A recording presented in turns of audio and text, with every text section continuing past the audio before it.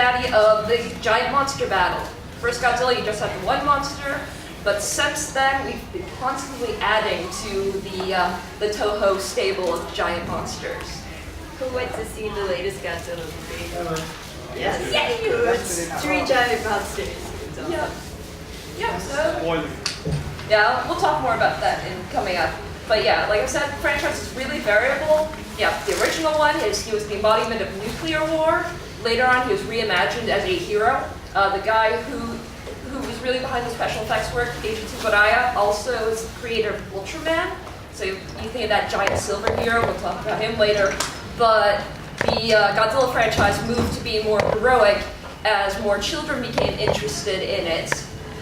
So that was really persistent through the 60s and 70s era. And then we had a reboot with Godzilla becoming more of a force of nature in the 90s. And then much later on, he kind of is rebooted again as much more of a monstrous, terrifying thing in one of the most recent ones, Godzilla, Mothra, King Ghidorah, All Monsters Attack. I can never get that title right. Yeah. Wait, you mean Final Wars or? No, it's the one that came out. I think it's in here. Yeah, we'll keep going. Yeah, but yeah, everyone's different. So you usually have your human plot line, a lot of stuff dealing with human tech, but the stories are highly variable. Some are very James Bond-ish, but you have this intersection of human tech, earthly monsters. Some of them are even deities. And then alien invasions and threats. So, yep, keep on going. These are just some iconic titles, and just a side note, I have my biases, they may not reflect yours. So these are the ones that I saw as landmarks, but your mileage may vary. Obviously, seeing the original Gojira in Japanese is a huge difference because when they brought it to the States, it was actually a bit of positive propaganda saying, look, the Japanese people are not scary, we demonized them during the war, but here's a version of them that makes them look quaint. And it's kind of offensive to see it now today, but you can understand the reasoning then. But watching the original film with a very complicated plot and really interesting characters that were kind of washed aside for the American release, it's very interesting. Mothra vs. Godzilla was another really big landmark. It's actually one of the best remembered ones in Japan from the Showa era. It showed a very scary Godzilla versus Mothra, who is a sort of South Pacific deity who has her own set of priestesses. But yeah, that one's very popular. Ghidorah, the three-headed monster, is another very important villain in the franchise. He's this dragonish being, but he's a space being. Initially, he was much more nebulous. Then the movie that came right after that, Monster Zero, reimagined Ghidorah as much more of an alien weapon. And Monster Zero was interesting because it was an American and Japanese co-production with an American actor who spoke English, along with the rest of the Japanese cast who spoke Japanese when they were filming it. And then Destroy All Monsters was sort of a big, what they thought was going to be the end of the Godzilla era, where they had all the suits that still existed. Unfortunately, latex dissolves or it decomposes over time, so suits don't last very long. But yeah, it was a huge bash. There were a few more films that came out afterward. Many of those Godzilla suits were actually, Godzilla vs. Megalon was originally not even going to have Godzilla in it. That's the one with Jet Jaguar, the super robot. But they decided, you know what, that's not going to sell the movie on its own, so let's make this into a Godzilla movie, even though Godzilla's dead. And then we had a big reboot in the 80s. This is the start of our Heisei era of Godzilla films. I didn't list Godzilla in 1985 here. It was 84 in Japan, 85 here. Because it had a lot of growing pains. It's still really interesting. And they actually pulled some elements from that film, especially Godzilla had giant mutated sea lice. So that was a major inspiration in Cloverfield, the American J.J. Abrams monster film that came out a few years back. My favorite for like the defining start of the Heisei era, where we got a much more modern, very dragonish looking, very powerful looking Godzilla, was from Godzilla vs. Biollante. really nifty film. It's kind of slow to start. The human story is very important, but pretty nifty. Then Godzilla 2000 was Japan striking back at, we were not happy with what TriStar did in 1998 with the American Godzilla at that point. So this is what Godzilla is supposed to be, and that even got American theatrical release. But yeah, this Neo Heisei, this new Millennium Godzilla, is a really experimental time. Godzilla, Mothra, King Ghidorah, giant monsters all out attack. Was another really completely reimagined. Godzilla's a terrifying enemy, and oddly enough, King Ghidorah is reimagined as a good guy. He's one of 3 Earth deities. They originally planned on having other Godzilla monsters that were less known, but they decided, we want to make sure that the public comes and see this, so we'll put everybody's favorite ones, King Ghidorah and Mothra got in there. Godzilla Final War, your mileage may vary. Some fans really hate it. I happen to be one of the ones who really loves it because it's a big, again, send-off to the series. It's the new Destroy All Monsters. It has every monster that they had the budget to make. It has aliens, it has superhumans. It also has that mix of English-speaking and Japanese-speaking cast. If you watch the subtitled version, it's really fantastic to watch because nobody has a language barrier. So yeah, big celebration of all the styles seen throughout the franchise. So yeah, where is it now? Do we have to say? Yeah, it's here. I really enjoyed the Legendary Pictures Godzilla. Some people haven't, but it's interesting because it's a reimagining again of Godzilla as a force of nature. He's kind of an earthbound god or an animal. We're not really sure. But yeah, and we have other monsters who are just very alien from a prior to atmospheric Earth. And they have already confirmed Yep, more there's gonna be a sequel. Yeah, There's it had a big enough opening that it's going to be Godzilla versus Reptar. Yep. So yeah, Western Impact. Godzilla is a household name. You got a star on the Hollywood Walk of Fame. There's a little tiny theropod dinosaur named Godzillasaurus in his image. And yeah, Reptar, all sorts of Godzilla references all over the place. Also, she drew that picture. Yeah, she drew this. That's shameless.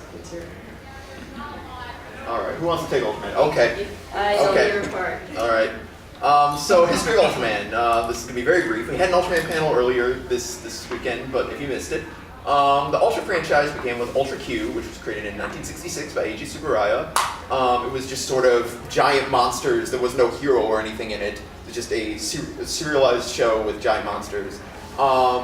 Then later that year, Eiji Tsuburaya decided that doesn't really have the mass appeal, especially for children, that I want.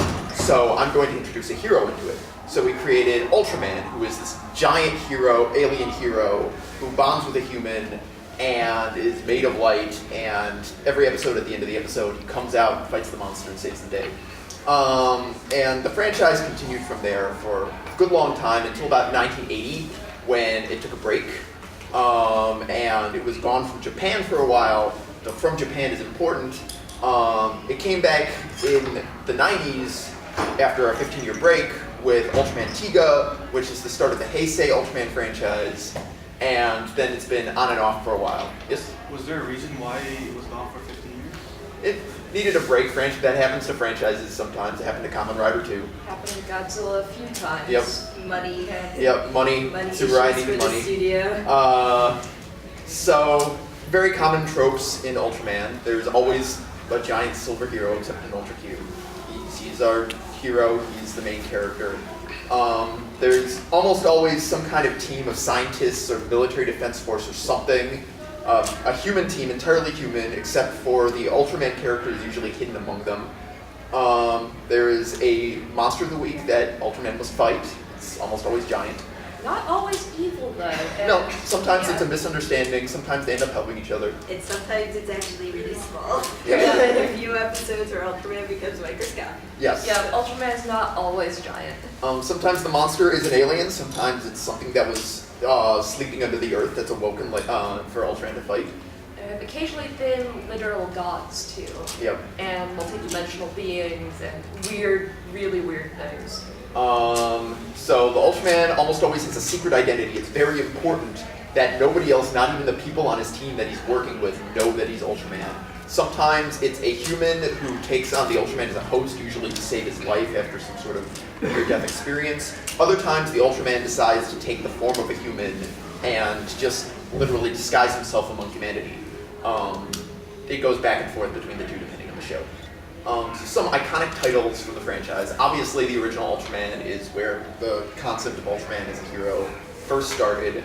And it's where the whole franchise starts off. Ultra 7 is the most iconic of the Ultramen in Japan. It's had a lot of sequel series, a lot of spin-offs.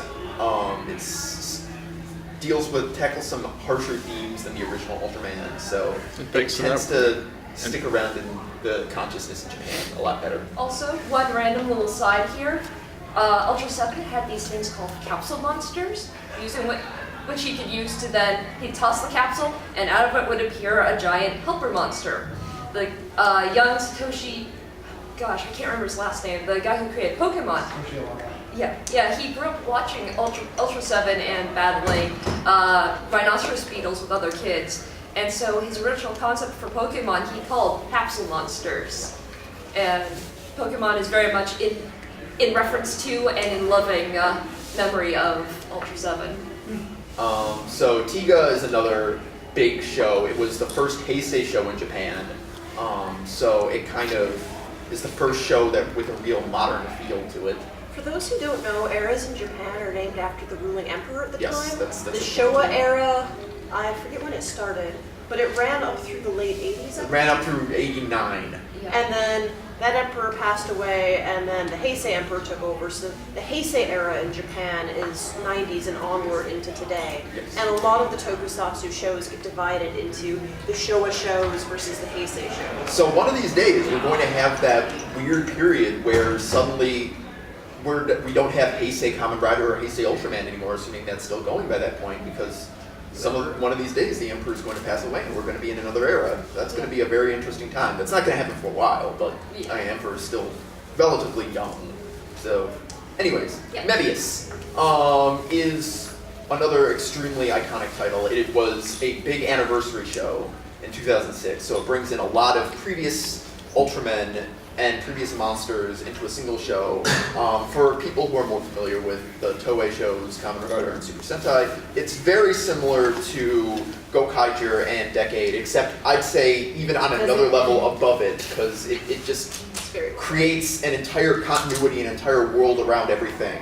And it's great as a standalone show. It's a great jumping on point, but it's also a very loving tribute to everything before. You get a lot of old actors coming back, and it's a great show. Yep, the only caveat is it was originally released to be a family show, so it starts off kind of childish, but as it goes on, it tackles some very deep, hard-hitting themes. It's well worth watching, and you don't have to have watched any other Ultraman to really enjoy it. There's just also a lot of nostalgia in there that can then lead you to other series that you might want to watch.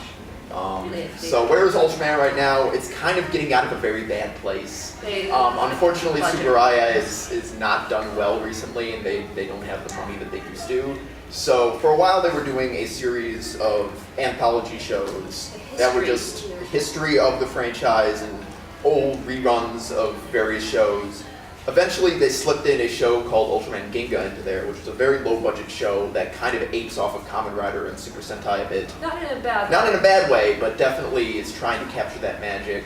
Yep. Thankfully, they've gotten some money back, so there's a second season starting this year. It's being directed by the man who directed Forze and a lot of Double and These are Choryuger. very lucrative, very well-done shows from Toei's company, Kamen Rider series. So it looks like it's going to be a very interesting show. So that's going to be starting up soon. Don't have an exact release date for it yet, I don't think. But that's where Ultraman's going to be soon. Wasn't the release date in that image? What? Wasn't the release date in that image? That was for the last show. That was the last one. That was for the last show. Oh. Yeah. So American influence. Ultraman got a dub that aired in the original Ultraman got a dub and aired in the 60s, I believe, on TNT. And then it got a subtitled release here. It's very cheap. You can get pretty much the whole thing for $5-10. I've seen it in Toys R Us bargain bins for like $5. I saw a volume of it in the dealership here. Yeah. Wasn't there a movie for it, like an American dub version? Because There- when I was watching it when I was younger, I think it was on Betamax. or something. There might have been a movie adaptation or something, but certainly like I'm not aware of it. But there are some other Western releases of Ultraman that we're about to get to.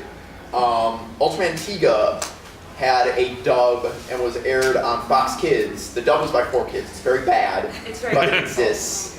But there is also, thankfully, a DVD release by Funimation that's subbed. The first volume and the fourth volume are extremely easy to get. You can get them dirt cheap. The second volume is starting to get a little easier to find, but it's still not quite at the level of the other two. Third volume, forget about it. You're not going to pay less than $50 if you're lucky, and more than likely somewhere in the triple digits. But because all this stuff is out of print, unfortunately. Ultra 7 got I believe it got a dub and was aired on TNT as well, and then also got a US DVD release very recently. It's about $35. It's a very, very good series. Yes. If I'm not mistaken, Ultra 7 actually got 2 dubs. I've only heard of the TNT dub, but it wouldn't surprise me if it got more than There that. was a Hawaiian. That wouldn't surprise me. That wouldn't surprise me. Hawaii also has a very large Japanese population, so a lot of Japanese shows will get releases in Hawaii that don't get releases in the rest of the United States and the rest of the West. Sorry, we're from Michigan, so occasionally I default to. Okay. Ultra Q just recently got a Western release with English subs, and it's again about $35 or so on Amazon. Pretty easy to get. As for Western produced Ultraman, Yeah. there were a couple of Western produced Ultraman. In the early 90s, there was Ultraman Powered, which was an American produced Ultraman show. And that one actually never really got a US release. It was only aired in Japan, strangely enough. But that's one that exists. And then Toward the Future is the Australian Ultraman. And both of these aren't like Power Rangers, so they're taking Ultraman footage and splicing in their original characters and stuff. All the special effects, everything was done specifically for these shows. And Ultraman Powered is very obviously different. Most Ultraman's costumes are complete latex single suits. Well, with Powered, he actually had spandex, so he looks very different than the rest of the franchise. Toward the Future is, I believe, on Blue, so you can check that out. So those are the American produced and Western produced. The toys from Toward the Future got a Western release.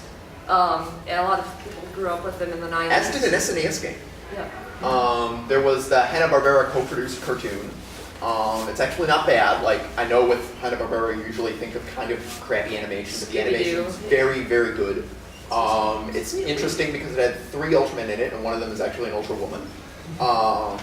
And those characters still live on today in stage shows and such in Japan. And they make cameo appearances in films, Yes. as actual suits too. So they're canonically part of the universe. Yep. And then lastly, there was an English dub of an anime, I believe it was an OVA in Japan straight called video. the Ultraman. And that's available for North American release on DVD, I believe. Yay! That's what you're probably here for. Wait, one more for Ultraman. Yeah. Super Mutant Samurai. That wasn't Ultraman, that was Gridman. That was from the Gridman same is- company. Yep. That was during the period where Ultraman was out of it because Tsuburaya Productions was doing other things, experimenting, and Gridman was one of them. So, yeah. We're gonna zoom through Kamen Rider a little bit.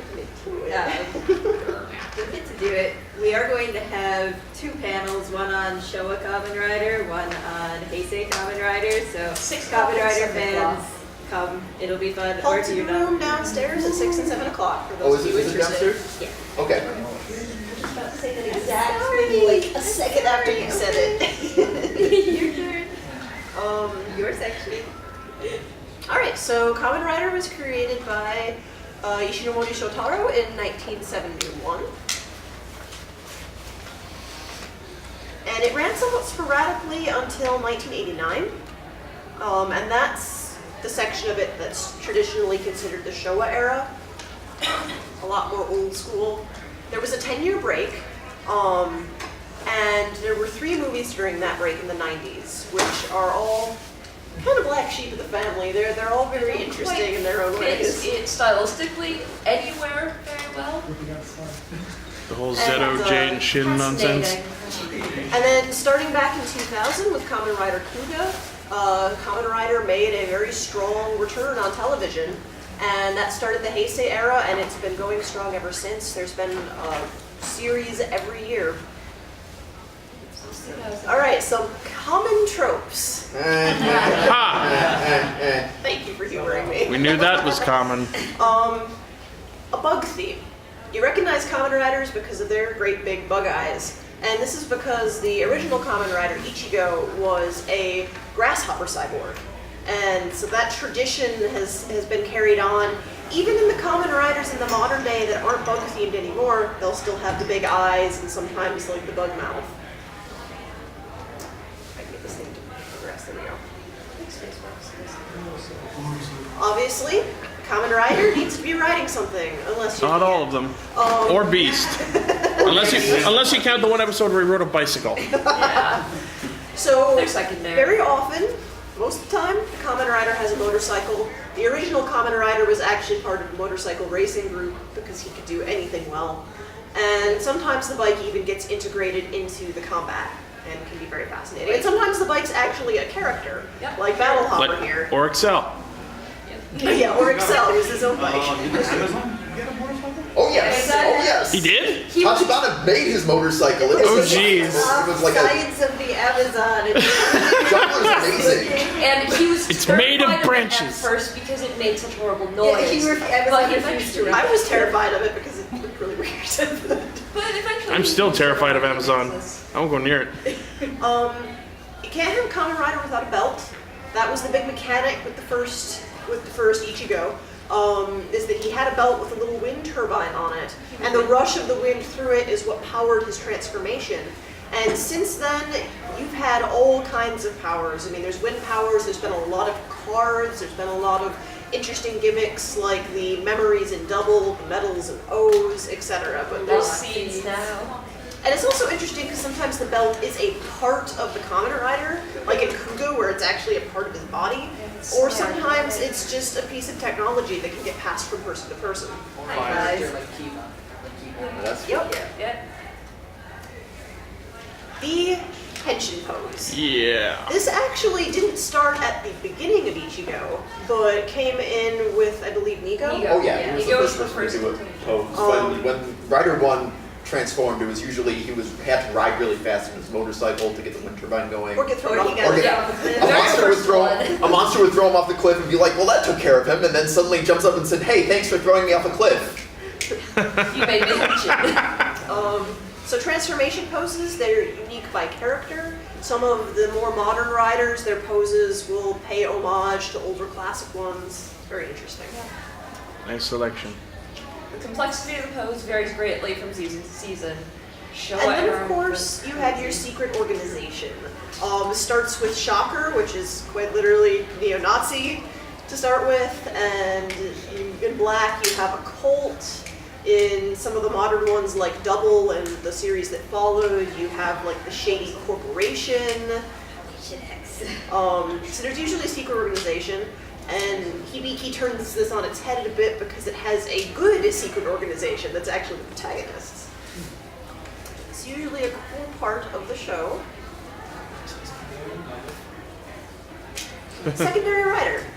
So Ichigo, first rider, did his own stunts. This turned out to be a mistake because he broke both legs during a stunt, Also the general and actor. they had to quickly write him out of the show, and brought in a new actor to play the hero, which is where we got rider number 2, Nigo, from. And after his broken legs had healed, Ichigo came back, and we got to have both of them acting alongside each other. And that's what started the tradition of the secondary rider. And now, especially in the modern shows, you can, like clockwork, you can expect that you have your primary rider, and then sometimes at the beginning, sometimes a little way in, you'll have a secondary rider who works as a foil to him in some way or another. And then you get wonderful double henshins, or depending on the show, triple or quadruple henshins, depending on how many riders you have. And the ones that want to work together too.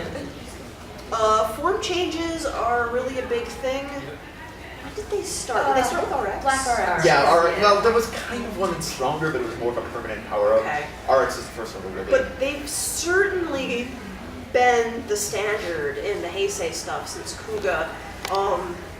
The point is to sell more toys, pretty obviously. You have forms. It also makes it interesting because it lets the rider evolve. You have twists in the different ways he can fight, depending on what form or what power-up he's using. So going into some iconic titles, of course you have the original. It is the start of all of it. Every Kamen Rider obviously is pulling from this, and so if you do watch some of the original, you'll catch little things here, there, and everywhere, and all the new ones that you might not have caught otherwise. And it's really a fun ride if you like corny sci-fi, like really campy. If you cannot handle camp, a good way to see the old riders is with a manga called Kamen Rider Spirits. Yep. Oh my god, the slide on that later, sorry. And then following that up, right directly after was... Well, we should talk about Oh, that. yes, right. there is I the, forgot this was in here. Right. The original Kamen Rider was actually rebooted in a series of movies called The First and the Next. They're a fascinating reimagining. They've got a really nice aesthetic. They're also much darker and edgier, and sometimes unnecessarily so. So your mileage may vary on them, but they That's are a side very plot in the interesting first. interpretation. And the next was particularly awkward because they kind of jammed J-horror. You had a Sadako type ghost with her hair in front of her face. Yeah. Alright, so Kamen Rider V3 was the sequel series to the original, and so much so that it actually included the first two riders in the show as an important part of it. He's their successor. And V3 is one of the most popular and influential of the old series. A lot of the old generation who grew up with Kamen Rider really remember this one fondly. Kind of like Ultra 7 for Kamen Rider. Kamen Rider Black was the 89? 90? 88. 88. And Kamen Rider Black is an interesting fusion of the Showa old school kind of campy sci-fi aesthetic with some of the more modern ways of storytelling, etc. Obviously the special effects are a huge upgrade from what you had back in the past. But just its tone is an interesting mix. It's fun, it's definitely got a darkness to it, and he's a rider that transforms every time he gets really, really angry. Like righteous anger. So that should tell you something about Kamen it. Rider Hulk. But it's really a good milestone of the transition of the series. And then, as we mentioned, after its big break, it started again in 2000 with Kamen Rider Kuga. Kamen Rider Kuga was done initially on a shoestring budget, but it's phenomenal. It really feels sort of like a cop drama, but with Best a buddy cop superhero. ever. And I find that it has a little bit more of an appeal to an adult audience than you might normally expect from Kamen Rider, especially with some of the new colorful stuff. But it's really well done and well paced and good characters. And personally, I can really see why this revived the franchise. Yeah. The characters are very three-dimensional people rather than just being archetypes.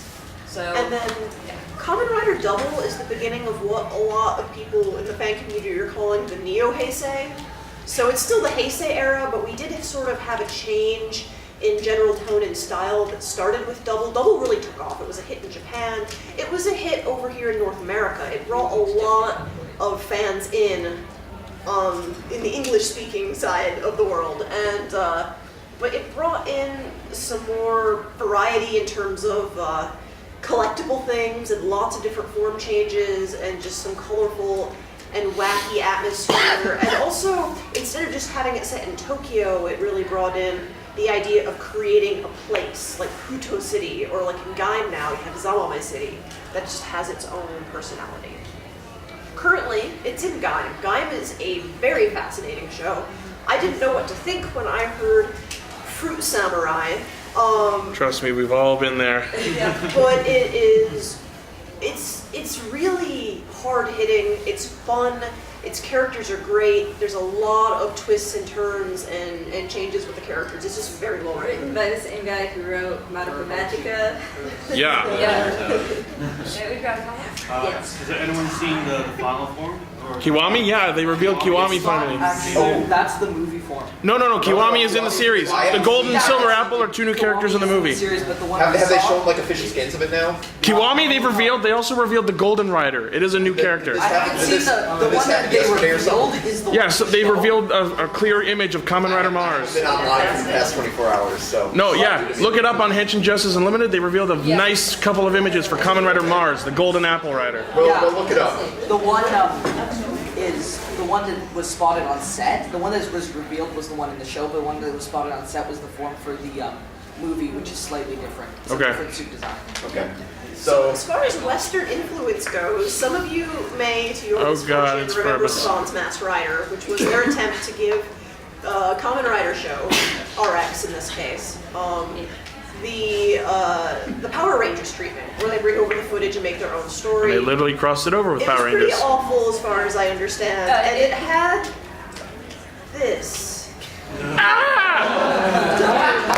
The origin of the Furby, ladies and gentlemen. So let that burn into your Not heads kidding. for a moment, and that's pretty much my understanding of Also, adaptation. the adaptation was really awkward because they used the Kamen Rider suit work from Black RX, but they pulled in villains from one of the movies. Yeah. And pulled in stock footage of him riding from Kamen Rider Black, where it's a completely different suit. And yeah, Also, the civilian footage is basically you give the civilian footage in Black RX and give the American version counterpart the exact same outfit.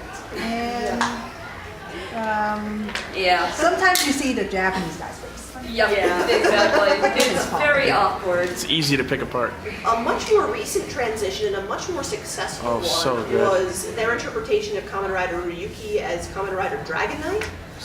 Dragon Knight was, as far as I understand, quite a good adaptation. It told its own story, it went its own direction. It's good because it's not Ryuki. Let's put it that way. Ryuki had 4 different endings, all of which were terrible. This was way better. We're gonna fight about that now. Okay? Yeah, we will. We're gonna fight about that. Yeah, we will. And But- Shinji. It was much more successful and unfortunately got canceled right at the end despite having good ratings. But interestingly enough, it was re-imported to Japan, dubbed over in Japanese, and was more successful in Japan than Ryuki had been. They had some of the original Ryuki voice actors in it too. That's actually very common when redubbing things like Power Rangers for the Japanese audience. They'll get the original live actors to reprise the American versions of their old roles. Yeah. Really fast. Talked about I that. was going to mention that it was available over here. Yeah. The first is available on US DVD. It's got a good behind the scenes video on it. Yeah. That's about the best reason to buy it. Awesome. V3 is also available. It was aired in Hawaii. Yes. It was popular. There's a DVD of it. It's about $150, but it's available. But it's the entire 50. Okay. 50 episode series? It's yes. So the original manga by Shotaro Ishinomori, the original creator, is available fully in English on Comixology right now. It's about $5 a volume. It's amazing. It's great. It's so you will drop whatever device you are reading it on and yell "what" a few times. Yeah. It is amazing. Shotaro Ishinomori is a master of artwork and storytelling and using panels to do amazing things. Buy it. Yeah, his art looks it looks very cartoonish. He actually worked very closely and was one of Osamu Tezuka's students, the father of anime. How we doing? We're gonna have to zoom through. Yeah. Okay. Just one last point about Rider. I just want to mention there is a Malaysian dub of Kabuto, which is fantastic. Yes, I've heard about that. Yeah. Okay.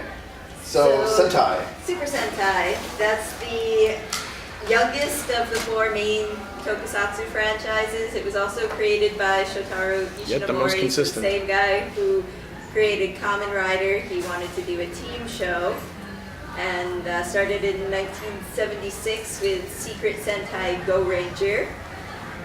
And this is the one where you get your giant monsters fighting giant robots. The giant robots. Well, not from Go Ranger. This franchise. Yes. Yes, I know. Yeah, But this franchise is the one that has giant monsters, giant robots. The giant robots probably actually started in the Japanese Spider-Man, which is also well worth a look if you get a chance. It's linked off of Marvel's website. Stan Lee thinks it's the coolest thing ever. Which should tell you everything you need to know about it.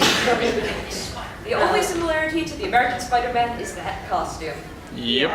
Spider-Man. Oh God. Battle Fever It's is the where one they with the actually hair. brought the giant robots into the Super Sentai franchise. The first two Super Sentai series did not have giant robots, and they actually weren't considered Super Sentai for a while.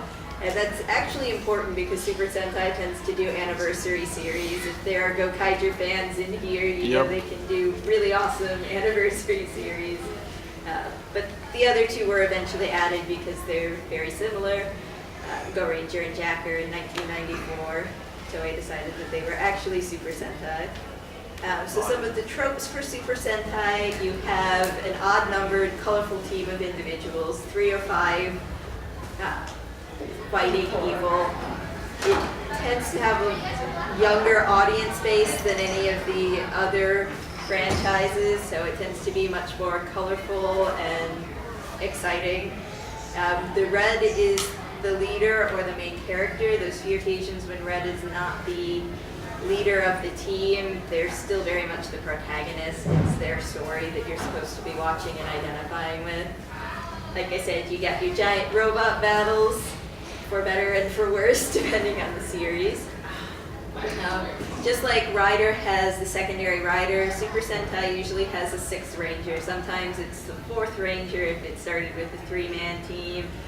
Sometimes there's 2 of them rather than 1, but just like in Rider, about a third of the way through the series, they bring in some additional characters to shake up the team dynamics. And Oh God, it's Gokai Christmas. it is Gokai Christmas. My roommate just got the figure. That's awesome. Super Sentai tends to have single episode series as opposed to Kamen Rider usually has 2 episode or just long arcs in some like Fies and Gaim currently. Or just like Gaim, which is just one long amazing story. Yeah. Super Sentai, that was an image from a Christmas-themed episode shown right around Christmas. So some of the iconic titles for Super Sentai, Go Ranger, where it all started. Sun Vulcan is another of the older titles that's very well remembered and liked in Japan. It was a 3-man team. Yeah. Maji Ranger was one of the newer series that did very well in Japan. It was actually a family team. Shinkenger was huge on both sides of the ocean. Did very, very well in Japan. That was your samurai themed. Gokaiger was their 35th anniversary extravaganza, and it was glorious. They brought in a lot of actors from the older series. Oh, and, boy. you know, those they could find, and as many suits as they could muster. And Super Sentai, just like Kamen Rider, is doing very well, going very strong. The current series running is Tokusatsu, which is train themed, and started off a little slow, but it's really picking up speed, and we're enjoying it a lot. From this point on, it's not episode 7. Anything's good because it's not episode 7. Super Sentai actually had an unofficial Sentai Akiba Ranger series that was made about it because it is such a long-running and well-loved franchise. We've got a lot of adult fans who still love it, and this is all the jokes made for them, by them. It was actually written by the same guy who wrote Gokaiger. And it's fun. It's, again, aimed at an adult audience. It's very much a lot of otaku culture jokes. Akihabara, which is where these characters are from and get their name from, is sort of the nerd mecca in Tokyo. So Very, very loving send-up of the franchise. almost all of it is based on. There was actually another parody series that started recently. Oh, yes, we've been Com- watching it. We've been watching Kanpai Senshi After 5. That's the thing where Drake is the Blue Ranger. Yeah, it's very And Kuga low is red. budget, and it's Yes. not made by Toei, so it's very separate in style, but still really It's funny. still very much a send-up of the genre, and it's fun. So Super Sentai actually came over here originally as a Dynaman dub on USA. It Oh, wow. was absolutely terrible. It was I didn't know this existed. Yeah. It was a very That weird is new. dub. I never knew that existed. I can look that up. It was horrible. It's terrible. It didn't last Some long. show. And there was this show called Power Rangers. You probably never heard of it. Oh, that's new. Yeah. Say that? What? Yeah.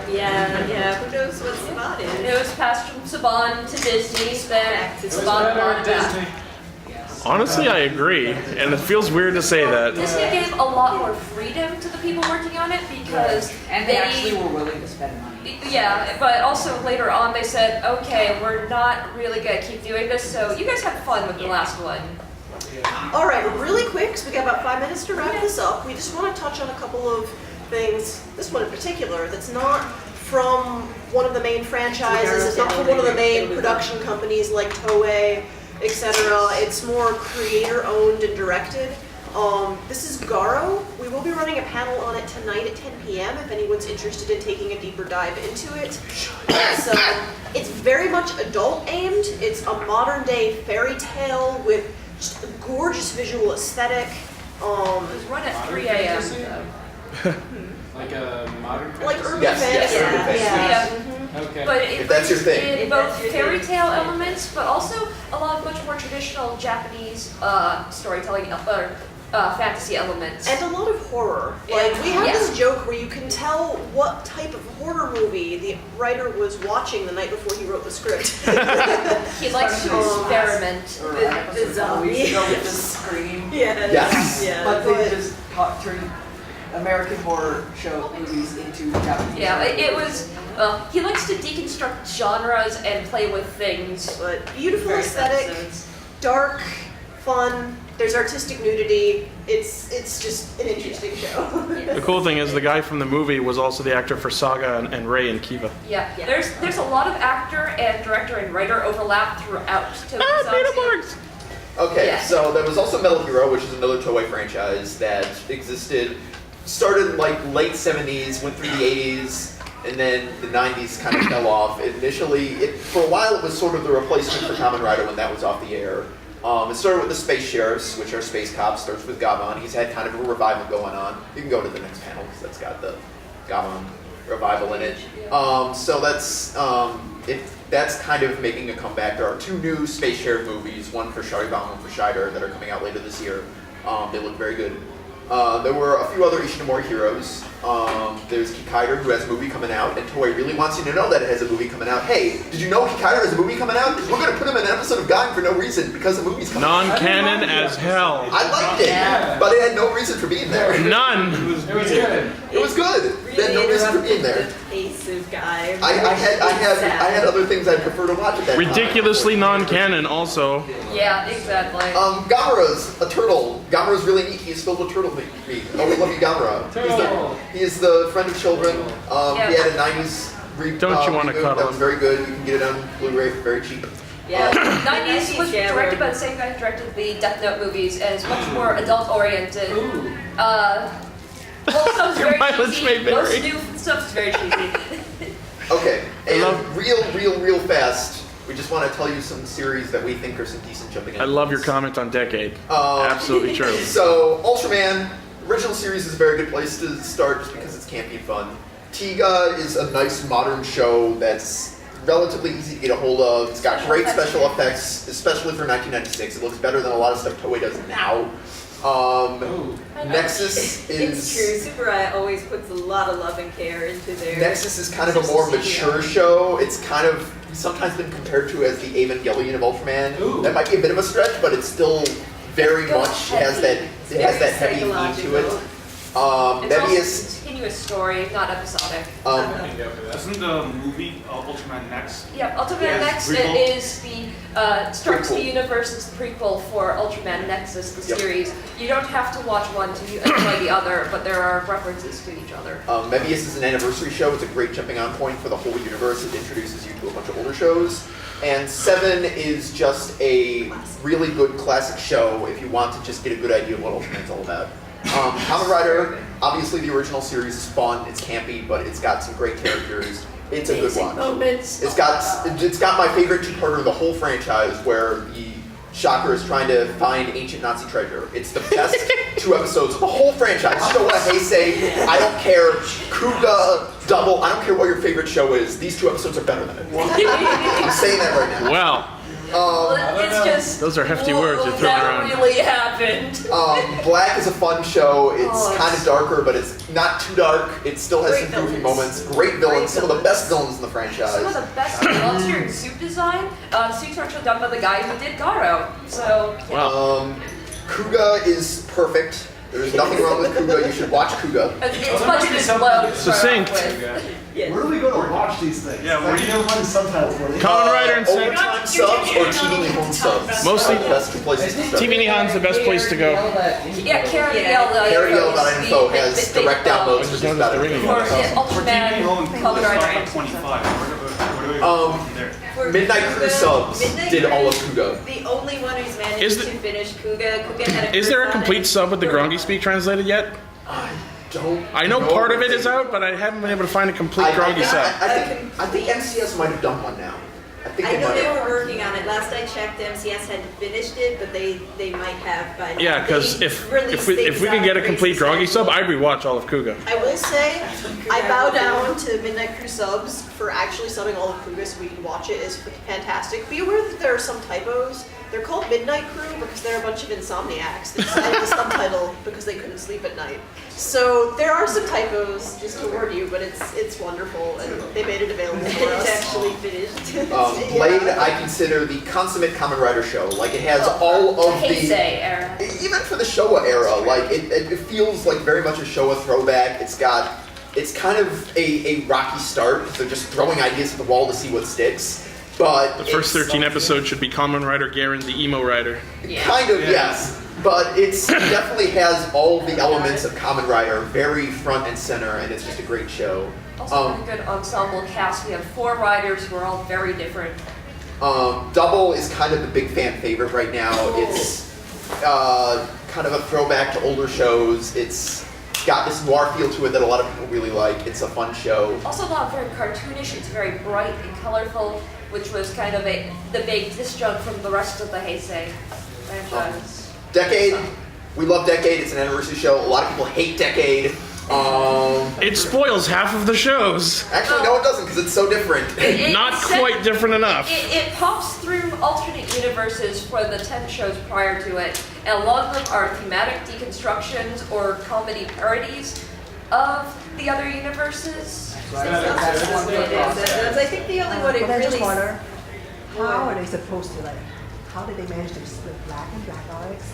Black and Black RX is kind of a weird caveat in the history because Black, when it was ending, the fandom was so strong for it that they said, okay, we have this new Rider show in planning, but let's rewrite it to shove the protagonist from Black into RX, so it became Black RX. And most people think of it as being an alternate universe. So in Decade, they deconstructed that by having the same guy play 2 different characters as 2 alternate universes, Black and Black RX. It was actually good.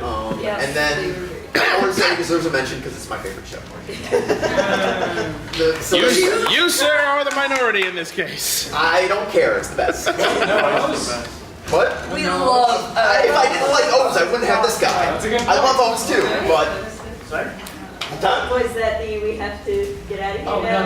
no, like a couple more minutes. Okay. Yeah, it's Okay, cool. 4:54. I'm just gonna say, Let's see if when we you guys can- do leave, if you could leave at this door, that's all. Okay, I'm we can Thank do you. that. Okay. So, Sentai, some shows that we think are worth watching. Shinkenger, great show, great fun, great ensemble cast. So Japanese. So Japanese. It's one of those. So Japanese. We're trying to have the children learn to appreciate the Japanese culture shows. There was a big movement towards that in Japan, and it's fun, but it's. I want to just throw something in here. There's a lot of writer overlap. The person who wrote Shinkenger is the same person who wrote Kamen Rider O's. She is currently writing Tokusatsu, the Super Sentai. She wrote Ryuki. She also wrote Kamen Rider Den-O.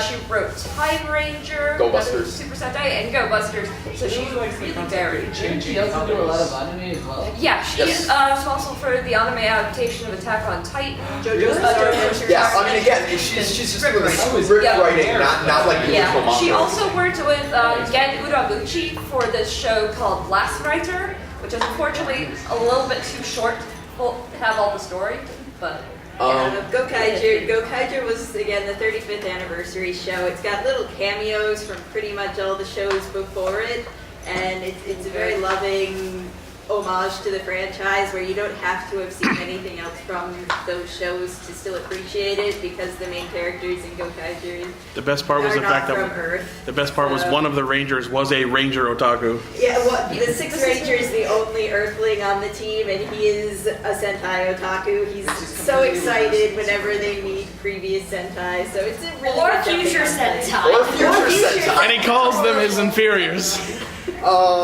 So Zero Ranger is worth watching just because that's what became Mighty Morphin Power Rangers, and if you want to see like how that evolution happened, it's worth watching to see what they pulled from it, what they didn't pull from it. Gokaiger was the 30th anniversary. Gokaiger was the show. 30th anniversary show. I think it's a lot of fun. I know there are a lot of people out there who don't like it. I think it's a lot of fun. it has 3 separate villain groups, which creates a really interesting. Well, yeah, later on they added a 4th, and so it has this really interesting 5-way dynamic. And yeah, lots of different reflections on what can be evil, what can be good. Really cool. And Go Busters is just a nice change of pace. I know there are some people who don't like it. I like Go Busters a lot. Well, it's very sciencey rather than very fantasy, and a lot of the team has a wide network of people supporting it. Support crew, kind of like the thing that reminds me most of is Evangelion and the Nerve headquarters, but it's not that dark. It still has its dark moments, but yeah. And it's got the best Ranger of all time, DJ Stag. Yeah. Let's be honest here. And then Godzilla, some recommendations. Yeah, definitely see the original Godzilla in Japanese because that will. It's an experience. See the original in English just for the sake of. That's neat. Yeah, I love so many of them. Godzilla vs. Monster Zero is really fun. Destroy All Monsters is great just to have the great big kludge from the 90s. The only one in the 90s I say really avoid is Godzilla vs. Space Godzilla because it's kind of. They were trying to launch a children's series based around Baby Godzilla for that. For Godzilla Jr. Yep. But it didn't happen. So unfortunately, it just left us with this ridiculously adorable baby Godzilla that was kind of awkward. And then check out Garo, check out some of the other smaller independent ones. They are unfortunately often harder to find subtitles for, except for Garo. Garo is really well loved because it's awesome. If you want to know more about Garo, come back at 10 o'clock. Not in this room, but come Sorry, downstairs. just before everyone leaves, if I can make just a quick mention. If anyone wants to see the video of this and the Kamen Rider panels I'm going to be filming, you can come get a card. We also run a podcast about the ongoing Toei series Gaiman Tokuger if anyone's interested. The name is Go see the Godzilla movie. It's The really podcast is called Radio Sentai Cast Ranger. good. Definitely works. I think I've watched most of it. I consider it a already. Still my favorite. I'm a big fan, or you actually like it. And everybody meet us downstairs in an hour for Kamen Rider. Downstairs in an hour. But she's